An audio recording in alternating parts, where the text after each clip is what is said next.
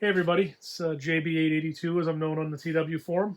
Doing a little work on one of my TWs today, and wanted to kind of document this in video just in case anyone ever wants to see what this process looks like. And I've never seen it documented anywhere in writing or in video, so I figured I'd do this while I have the bike apart.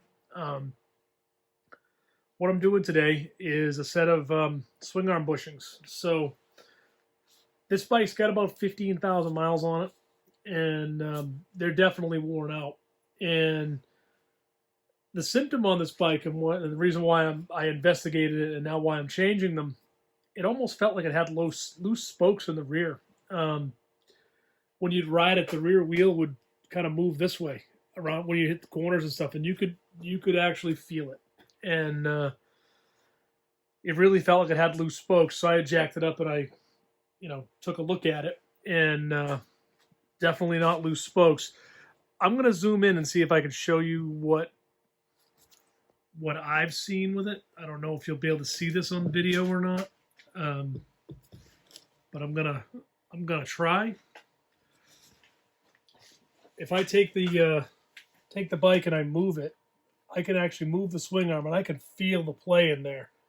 Yeah, there's probably about 1/8 of an inch of play in there. I can really feel it though when I ride the bike. Again, not really sure if you can see it at the end of the swing arm. I mean, I'm kind of moving the whole bike, but I can really feel it, and I can see a little bit of play up at the motor end as well. So they've definitely had it, and I actually did this on the other bike as well because they were also worn out. That bike has about 8,000 miles, 8,500 miles on it. They were worn out on both of them. So it's definitely time to do it. Now, a pretty easy process overall. It's not super hard to do this. It's really, you start with, you got to remove the rear wheel. You've got to remove obviously the brakes and the drum and all that. And then you have to remove the swing arm. And to do that, you just have to remove the lower shock bolt. You don't need to take the top one out, but take the pin out of the lower shock mount, and the actual swing arm pivot bolt needs to come out. And that's it. And I'll show you all this. And I'm going to start with the rear wheel. So let me get the tools I need and get this started. Okay, let's get ready to remove this rear wheel.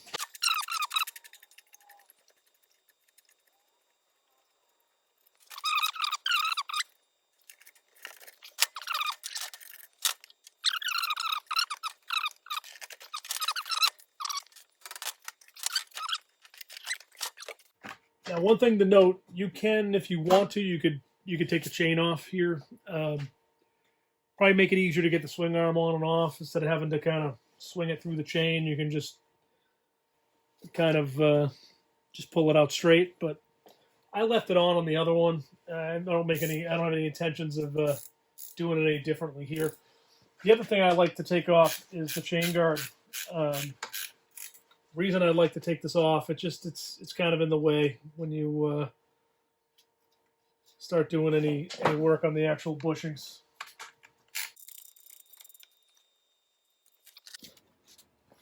Okay, so the next piece is going to be to remove this lower shock. We've got to remove this cotter pin and the actual pin that holds the shock in. Now I can't really video this because can't get the camera to get a good view on it really from any direction with the tripod that I own. So it's really simply a matter of removing this cotter pin, which I could probably do some of it with my fingers, as you can see. I need some tools, and then once that's out, you just basically just push this pin out, comes out the other side, and that's loose. Let me get that taken care of real quick here. All right, so I've got the cotter pin out. Now it's just a matter of there's a washer here that you got to take off. If I can get my finger on it.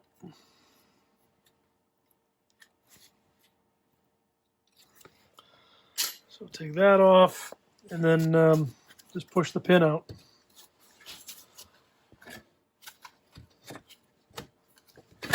Okay.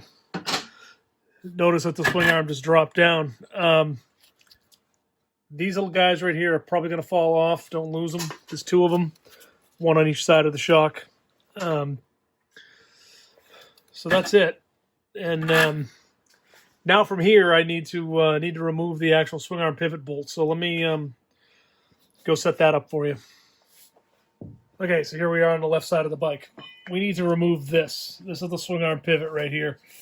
I'm going to use a breaker bar for this because this thing's on there pretty tight. It's a 19 millimeter. The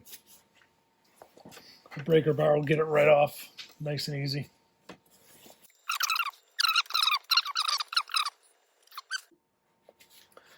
Okay, so next step is we got to push the swing arm pivot bolt out, and these things can sometimes be a little bit tricky. What I like to do is use a brass drift and just kind of drive it out of there. And now I should be able to go out on the other side and pull it out.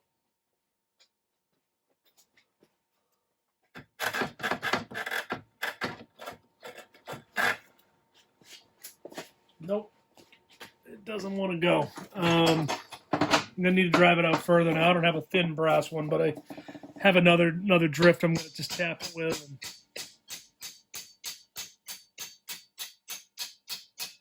there we go.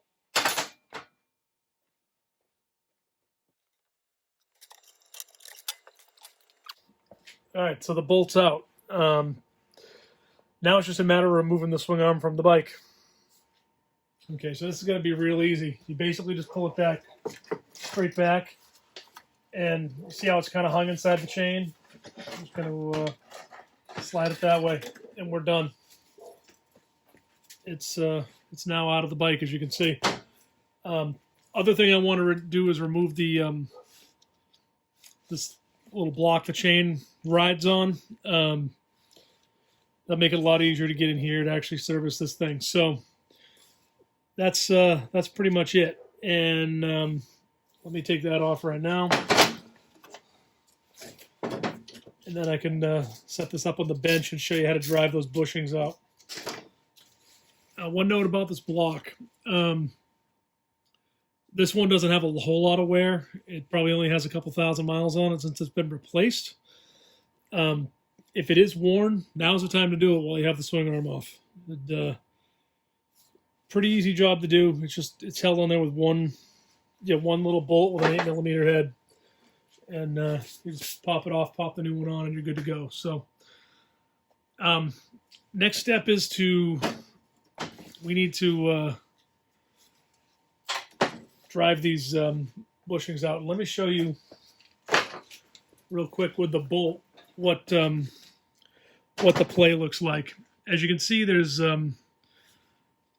metal. There's a Delrin bushing on the outside and then a metal sleeve. If I put the pivot bolt in there, if you watch, I don't know if you can see that play. Let me see if I can zoom in on it again. But if you notice that play that's in there, there should be none. That's really the crux of the issue right there is that play. Now I grease these frequently. Every time I change the oil, I grease these. But it's apparently not enough to keep them alive. And you'll also notice this one, the seal's busted. So, that's probably 90% of the problem. Is that it got dirt in there and it just wore them out. So I'm going to go set this up on the bench and show you how to drive those bushings out. Okay, so here we are. I got it loaded up on the bench here. And now it's time to drive these bushings out. First step is going to be to get rid of these inner sleeves. These are junk. So throw those right away.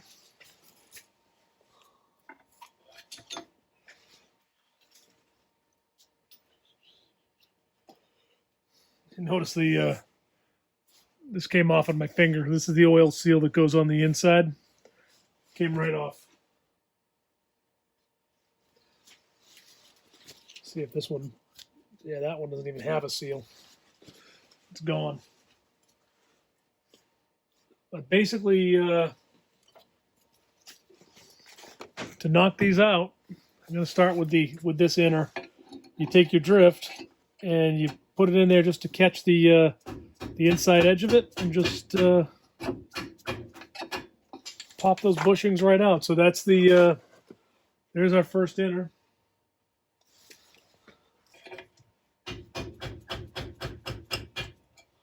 And the second inner.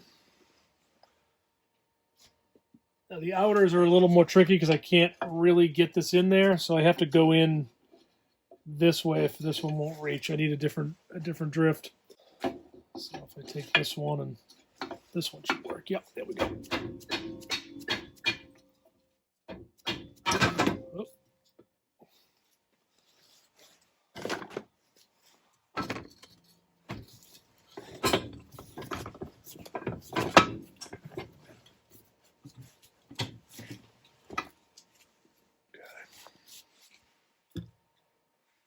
Hopefully y'all can see what's going on here.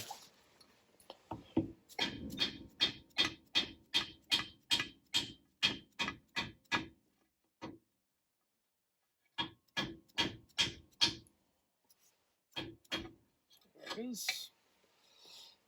And that's what the outer one looks like. It's a little different than the inner.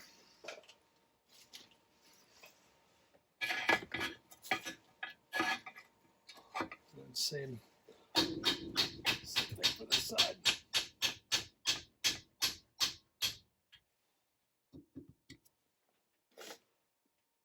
There they are. They're out. And now it's a matter of cleaning it up and getting ready to put the new parts in. So I'm going to clean this up. I'm not going to record that. I'm just going to get some break parts cleaner and clean up all this goop. Make sure I clean inside of here too. So make sure everything's clean, and then we can reassemble this. Okay, so I'm all cleaned up and I'm ready to install the new parts. What I bought was this All Balls Racing kit. Comes with new bushings, new sleeves, oil seals, all the things that you need to put this in. And reason I bought it from these guys, without sounding like a commercial. Couple reasons. Thing number one is I could have bought it directly from All Balls Racing. I could have probably bought them on Amazon. ProCycle had the best price I could find. But beyond price, shipping was the same pretty much no matter where I bought it from. And beyond that, I like to support ProCycle because they've done so much for our community as TW owners. There's really they're the only place to get custom suspension parts and some of the other custom bits that they build for these bikes. Nobody else does it. And I personally think that as TW owners, we should support them so that they continue to build products for our bikes. I think it's very, very important because the aftermarket for these bikes is so weak. So that's my spiel. So let's get into this little kit here. Okay. And for those that need it, there's the part number, 28-1126. Comes with a sticker, oil seals. Here's the inner Delrin bushings. There's the outer Delrin bushings. Here's the outer seals that go on the ends of the swing arm where it meets the frame. And last but not least is the two inner sleeves. So that's the kit. That's everything that goes in here. In a nutshell, it's there's not a lot to it. Just a small handful of parts. So I'm going to get the camera reset up so I can show you how I'm going to put these in. And as far as getting them in the motor, in the bike, or in the swing arm, If you have a shop press, by all means, use it. But I'm going to use C-clamp. They go in pretty easy, so there's really no, you don't need a 10-ton press or anything to get these in.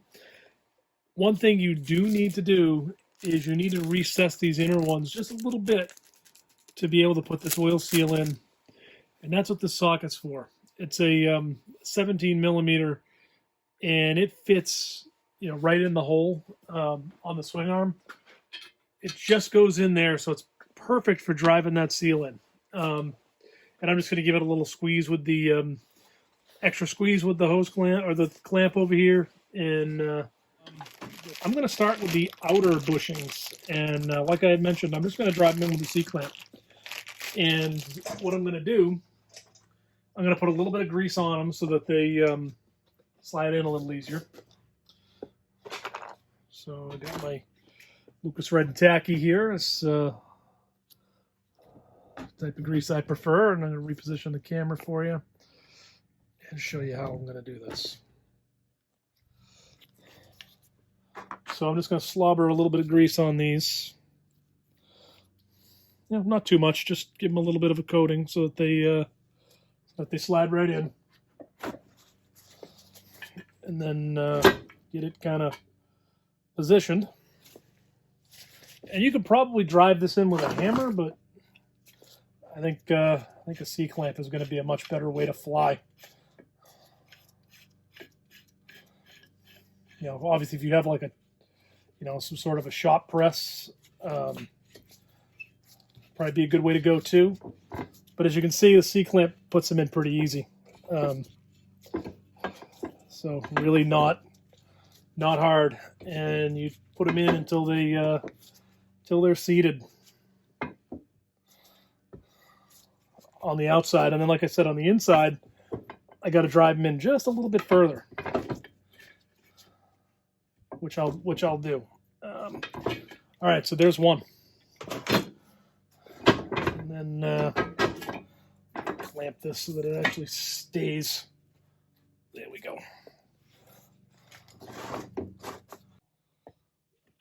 Okay, it's time to put the other side on the outside. Same drill. Just drive it in with the clamp, and until it's seated. This one actually went in a little easier. And now we can do the inners. And again, same basic process here. Lube them up a little, get them a little bit started, and then we're going to drive them home with the clamp.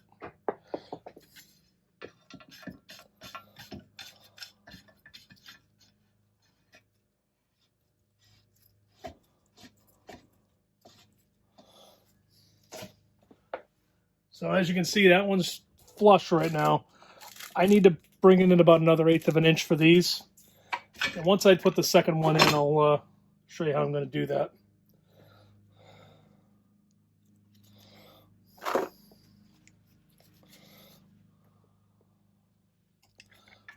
We're just going to hit it right up with the clamp.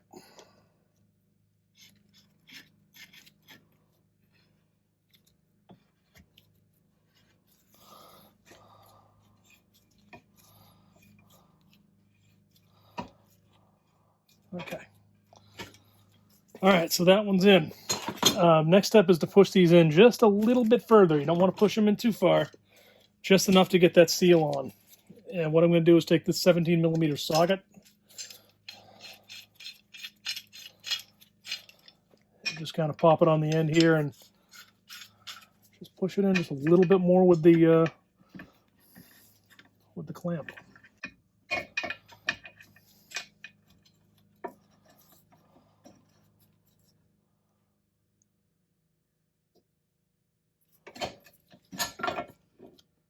All right, that ought to be enough for that side. And I need to do the same thing over here.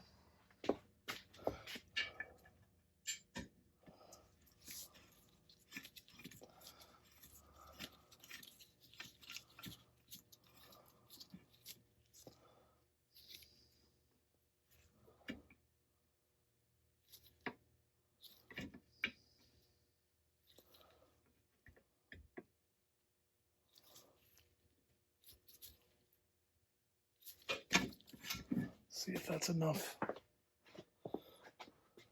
Nope, I need to go just a little further.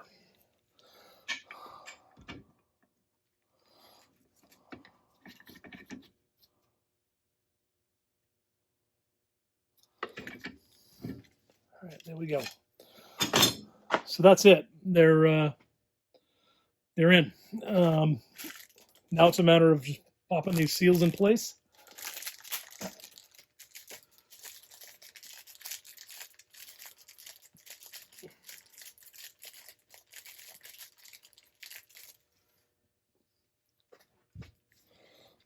And these might just push right in. I'm going to put a little grease on them and see if I can get them to just push into place.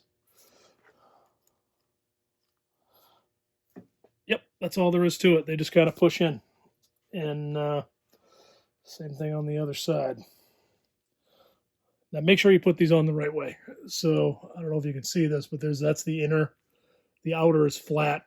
You want to make sure you put the outer edge on the to the outside. And pop them in. And that's it. We are officially ready to go. Last step is to put these pins in. And I can do this now, or I can do it before just before I put it on the bike. But I'm going to grease them up. A little bit of red and tacky here. And you just slide them in. And that's it. That's really all there is to it. Same repeat on the other side, and we're ready to put this back onto the motorcycle.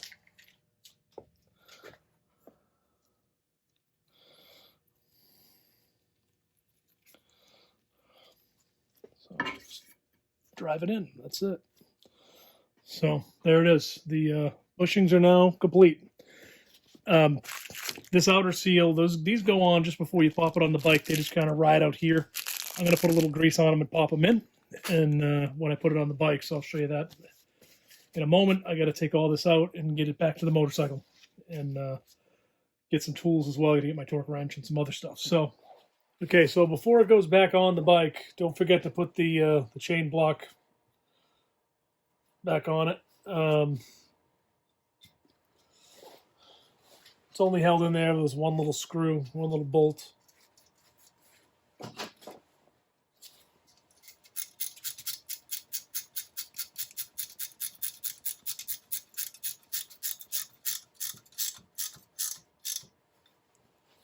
Okay, so now it's 100% ready to go back on. And it's really just a matter of getting it back in where it came from. Need to put it through the chain again. And then up into the bike it goes. And I need to put the shaft back in. So I'm going to clean this, grease it, and clean this guy up, grease it, and then put it right back in.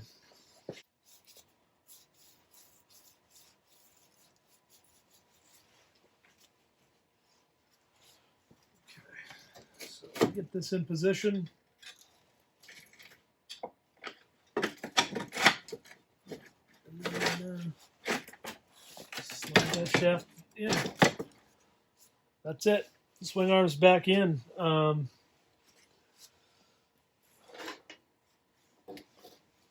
I can also put the swing arm, sorry, the lower shock pin back in as well. Don't forget to put these little plastic things back over the shock like they're supposed to be. Lift the swing arm into position and push the pin in. So there it is. Washer can go back on. I need to go get a new cotter pin to cotter pin that back in.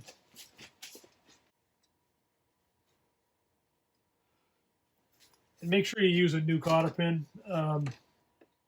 Not something you should ever reuse.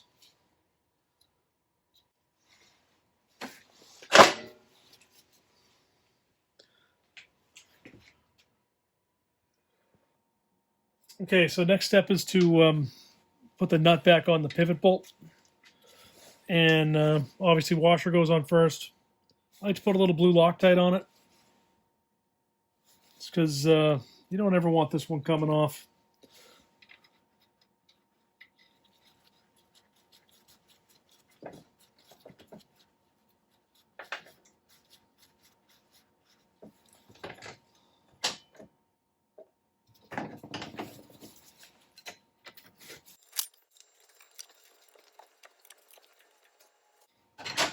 Okay, once you get this guy snugged up, you want to tighten it up to 58 foot-pounds. So here's my torque wrench. And she's set at 58.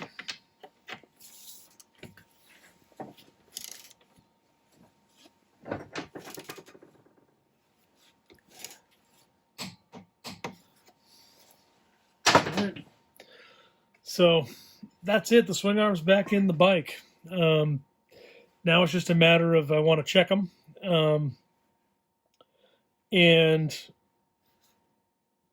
put the rear wheel back on, chain guard, rear wheel, brakes, and all that, and the bike's ready to ride. So, okay, so here we are at the back of the bike, and I have pretty much no play in there anymore. That play is gone, which is precisely what we're looking for. It feels nice and solid in there. So now it's time to finish the reassembly. Before I get too far, I'm going to grease these pivot points while I have really easy access to them without the wheel in play and everything.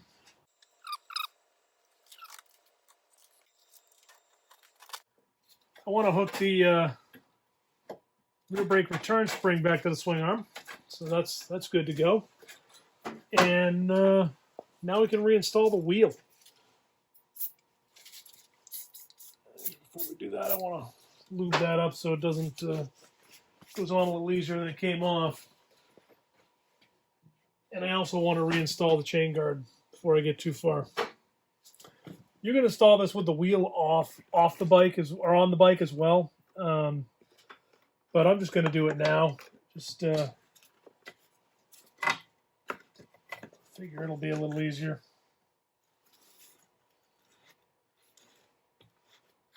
There's really not much to getting that on. Just reverse procedure from the way you took it off.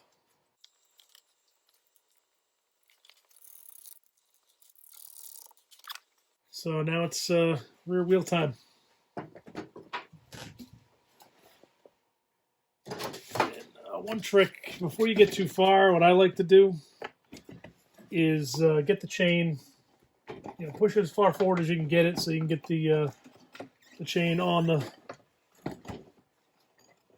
basically over the sprocket onto the inside. That way you can, when you put it all back together, you put the brake on and actually get this ready to go back in. Easier to get the chain on the way it is now. And I need to lower this just a tick so that so it's easier for me to get it all in there.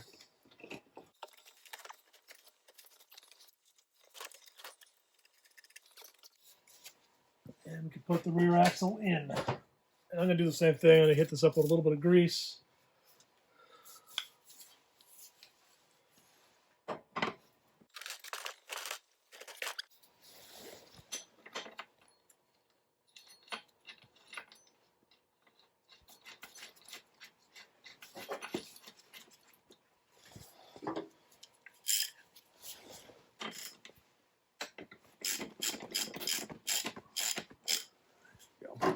Now I can put the chain adjusters where I had them before, which mine were on 3.5.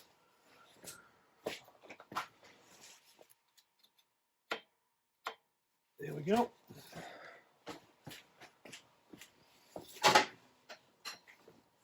Tighten that axle up. There we go. Everything looks good there. Wheel looks like it's tracking straight.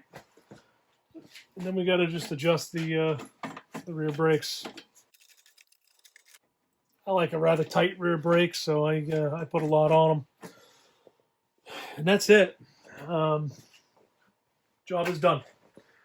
So, at this point, it's just a matter of lowering the bike down off the lift and taking it out for a test ride. Couple notes about this job. And obviously, it's not super hard to do. If I wasn't filming this, I could probably do it in under half an hour. The other piece, we talked about symptoms earlier where I said, felt like the spokes were loose because the wheel was moving side to side. This can cause other handling anomalies as well. It can actually cause you to have things like almost feel like your steering stem bearings are gone, and you'll have, you could, at speed have something like a tank slapper, because that rear wheel's moving around. It can upset the chassis and cause, a handful of different types of handling issues. So this is something you don't want to leave alone. If, anytime you have the bike up on the lift, you probably should check them.